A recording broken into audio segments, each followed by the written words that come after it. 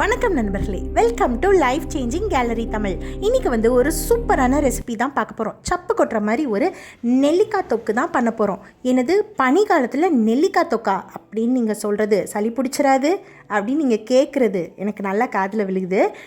பெரிய நெல்லிக்காவை நீங்கள் ஜூஸாவோ இல்லை லெமன் ஜூஸோட கலந்து குடிக்கிறப்ப தான், ஜூஸாக அதிகமாக எடுத்துக்கிறப்ப பனிக்காலத்தில் சளி பிடிக்க வாய்ப்பு இருக்குது. அந்த சாறு வந்து அதுவே நீங்கள் இதை லேசாக குக் பண்ணி அளவான உப்பு அளவான எண்ணெய் சேர்த்து இந்த மாதிரி ஒரு நெல்லிக்காய் சாதமாகவோ நெல்லிக்காய் தொக்காவோ செஞ்சு சாப்பிட்றப்ப இந்த மாதிரி பிரச்சனைகளை அவாய்ட் பண்ணலாம். அது மாதிரி இதில் இருக்கிற நல்ல வைட்டமின் சி சத்துக்கள் உங்கள் உடம்புக்கு கிடைக்கும். இப்போது பெரிய நெல்லிக்காவை நல்லா பொடியாக நறுக்கி வச்சுக்கலாம், இல்லை நீங்கள் துருவி கூட வச்சுக்கலாம், அது உங்கள் விருப்பம். இன்றைக்கி நான் வந்து ஒரு 6 பெரிய நெல்லிக்காய் எடுத்திருக்கேன். அதுக்கப்புறம் இதுக்கு வந்து இந்த தொக்குக்கு ஒரு மசாலா ரெடி பண்ணணும். அதுக்கு வந்து ஒரு டீஸ்பூன் வந்து கடுகு, பொடி கடுகு எடுத்திருக்கேன். அது வந்து இன்னும் கொஞ்சம் டேஸ்ட் கூடுதலாக இருக்கும். அப்புறம் வந்து ஒரு டீஸ்பூன் வந்து சீரகம் போட்டு அதையும் இதோடு சேர்த்துக்கலாம். அப்புறம் வந்து ஒரு அரை டீஸ்பூன் வந்து வெந்தயம் ஜாஸ்தி சேர்த்தோன்னா கொஞ்சம் கசப்பாக இருக்கும் இல்லையா, அதனால் ஒரு அரை டீஸ்பூன் மட்டும் வெந்தயம். ஸோ இதெல்லாம் வந்து ஃபஸ்ட்டு பல்ஸ் மோடில் லைட்டாக அப்படி அரைச்சிட்டு வந்துடலாம். அதுக்கப்புறம் இதில் வந்துட்டு நம்ம திரும்பவும் ஒரு 1.5 டேபிள் ஸ்பூன் வந்து தனி மிளகாய்த்தூள் சேர்க்கணும். இப்போ இந்த ஸ்டேஜில் நீங்கள் வந்து இதில் நான் சீரகம் சேர்த்துக்கனால பெருங்காயத்தூள் போடலை. உங்களுக்கு பெருங்காயத்தூள் வேணும்னா இதிலே வந்து ஒரு 1/4 டீஸ்பூன் பெருங்காயத்தூள் போட்டிங்கன்னா டேஸ்ட் நல்லாயிருக்கும். இல்லைனாலும் விட்டுடலாம், சீரகம் போட்டிருக்கனால ஒன்றும் பிரச்சனை இல்லை. அப்புறம் ஒரு 1/4 டீஸ்பூன் வந்து மஞ்சத்தூள் எல்லாத்தையும் போட்டு நல்லா பவுடரை அரைச்சிக்கோங்க.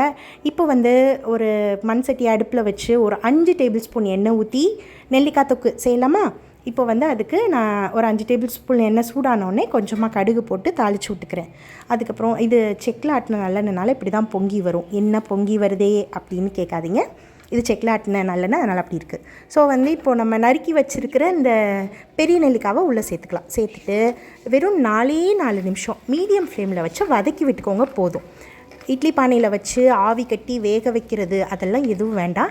நீங்கள் பெரிய நெல்லிக்காவை ஓவர் குக் பண்ணிங்கன்னா இதில் உள்ள நல்ல சத்துக்கள் நமக்கு கிடைக்காமையே போயிடும். எந்த ஒரு காய்கறியவோ இல்லை பழத்தவோ நம்ம ஏதோ ஒன்று ஓவர் குக் பண்ணுறோனாலே நமக்கு அதில் உள்ள சத்துக்கள் வந்து இதாயிரும். அதை எந்த அளவில் சமைக்கணுமோ அந்த அளவில் தான் நம்ம சமைக்கணும், அதுதான் நமக்கு நல்லது. இது ரொம்ப ஒரு மெல்லிசான ஒரு இது தான். இப்போ ஒரு 4 நிமிஷம் நம்ம குக் பண்ணோன்னே இது வெந்து போயிடும். அதுக்கப்புறம் வந்துட்டு இதில் நம்ம ஒரு தொக்கு மசாலா ரெடி பண்ணோம்ல, இப்போ அந்த தொக்கு மசாலாவை அப்படியே உள்ளே சேர்த்துக்கலாம். ஸ்பூன் கணக்கெல்லாம் கிடையாது. நம்ம எந்த அளவு அதில் ஸ்பூன் கணக்கு போட்டு மசால் தயார் பண்ணமோ அதை அப்படியே உள்ளே சேர்த்துக்கோங்க, அவ்வளோதான். இப்போ இந்த தொக்கு மசால் சேர்த்த உடனே ஒரு 2 நிமிஷம் நல்லா கலந்து விட்டுக்கோங்க, பச்சை ஸ்மெல் போகட்டும். ஏன்னா இது நம்ம வறுக்கல இல்லையா, பச்சையாக தான் அரைச்சிருக்கோம். ஸோ அதனால ஒரு 2 நிமிஷம் பச்சை ஸ்மெல் போகிற வரைக்கும் நல்லா வதக்கி விட்டுக்கலாம். வதக்கி விட்டுட்டு அதுக்கப்புறம் இதில் ஒரு டீஸ்பூன் வந்துட்டு நாட்டு சக்கரை சேர்த்துக்கலாம். நாட்டு சக்கரை சேர்த்து நல்லா வந்து கலந்து விட்டுக்கோங்க.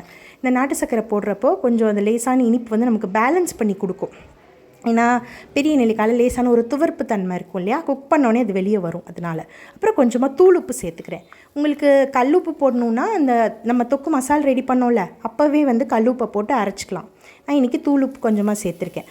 அப்புறம் வந்துட்டு ஒரு லெமனை உள்ளே பிழிஞ்சு விட்டுக்கலாம். லெமன் வந்து ப்ரிசர்வேஷனுக்கு தான். இப்போ வந்து இது நீங்கள் 1 வாரம் ஃப்ரிட்ஜில் வச்சு இந்த தொக்கை யூஸ் பண்ணுறதா இருந்தால் யூஸ் பண்ணிக்கலாம். வெளியே கண்டிப்பாக வைக்க முடியாது, ஏன்னா எண்ணெய் அதிகமாக சேர்க்கலை, உப்பும் ரொம்ப அதிகமாகலாம் சேர்க்கலை. அளவான எண்ணெய் அளவான உப்பு தான் சேர்த்துருக்கோம். தொக்குன்றதுனால ஒரு டேபிள் ஸ்பூன் எண்ணெய் மட்டும் சேர்த்து ஊற்றிருக்கேன், அவ்வளோதான். ஸோ இது வந்து நம்ம மண் பாத்திரத்தில் செய்கிறதுனால இன்னும் டேஸ்ட் கூடுதலாக இருக்கும். ஸோ நீங்களும் மண் பாத்திரத்தில் ட்ரை பண்ணுங்கள், நல்லாயிருக்கும்.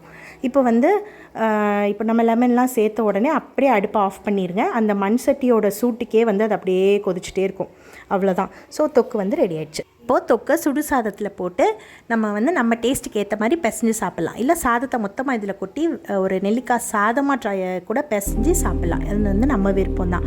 இந்த நெல்லிக்காய் பெரிய நெல்லிக்காயில் வந்து vitamin C and anti oxidants இருக்குது. இது நம்ம முடி வளர்ச்சிக்கு நல்லது, ஸ்கின் பளபளன்னு இருக்கும், நோய் எதிர்ப்பு சக்தி அதிகப்படுத்துறதுனால பனிக்காலத்தில் அடிக்கடி சளி பிடிக்காது. இது வந்து உடல் ஆரோக்கியத்துக்கு ரொம்பவே நல்லது, ஏன்னா ஹார்ட் ஹெல்த்தையும் இது அதிகப்படுத்துது, இதயத்துக்கு நல்லது. ஸோ வந்து இந்த ரெசிபி உங்களுக்கு ரொம்பவே பயனுள்ளதாக இருந்துச்சுன்னா கண்டிப்பாக உங்கள் ஃப்ரெண்ட்ஸ் அண்ட் ஃபேமிலிக்கு ஷேர் பண்ணுங்கள். உங்கள் வீட்லேயும் செஞ்சு சாப்பிட்டு எப்படி இருந்ததுன்னு வந்து எனக்கு கமெண்ட் பண்ணுங்கள். உங்களுக்கு இந்த மாதிரி பனி நேரத்தில் சுடு சாதம் பிடிக்குமா, இல்லை சூடாக தோசை இட்லி பிடிக்குமா, என்ன பிடிக்கும் அப்படின்னு சொல்லி கமெண்ட் பண்ணுங்கள். உங்கள் ஊரில் இப்போது பனி எப்படி இருக்குது அப்படின்னு சொல்லி உங்கள் ஊரை மென்ஷன் பண்ணி எனக்கு கமெண்ட் பண்ணுங்கள். ஓகே, இந்த வீடியோ உங்களுக்கு பிடிச்சிருந்தா லைக் பண்ணுங்கள், ஷேர் பண்ணுங்கள், சப்ஸ்கிரைப் பண்ணுங்கள். மறக்காமல் உங்கள் ஃப்ரெண்ட்ஸ் அண்ட் ஃபேமிலிஸ்க்கு நம்ம சேனலை ரெக்கமெண்ட் பண்ணுங்கள். நன்றி.